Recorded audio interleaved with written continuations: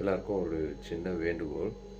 என்னென்னா, இன்றைக்கி நம்ம வீட்டை எப்படி க்ளீனாக வச்சுக்கிறோமோ அதே மாதிரி வந்து நம்ம வீட்டுக்கு முன்னாடியே வந்து நம்ம க்ளீனாக வச்சுக்க நிறைய பேர் வந்து தவறுறோம்.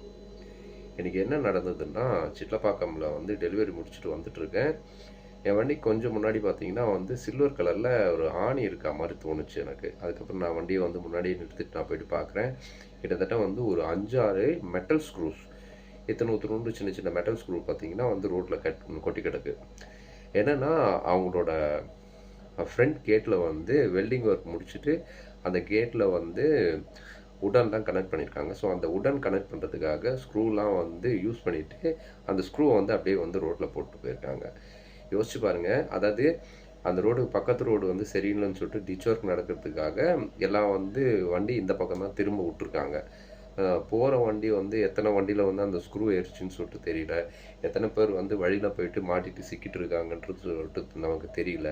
ஏன்னா எல்லா வண்டியிலையும் ஸ்டெப்னி இருக்குமான்னு சொல்லிட்டு சொல்ல முடியாது. எத்தனை பேர் வந்து அர்ஜென்சி பீரியடுக்காக வெளியில் போயிருப்பாங்க.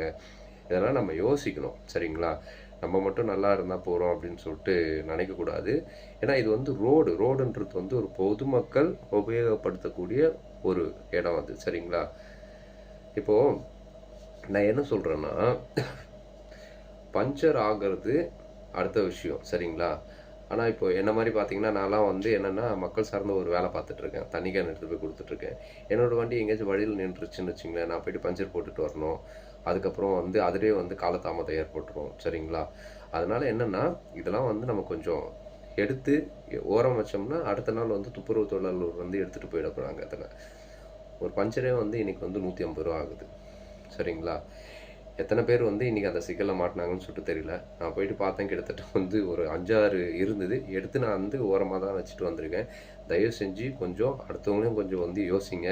நம்ம மட்டும் நல்லா இருந்தால் போகாது, அடுத்தவங்களும் நல்லா இருக்கணும். பார்ப்போம்.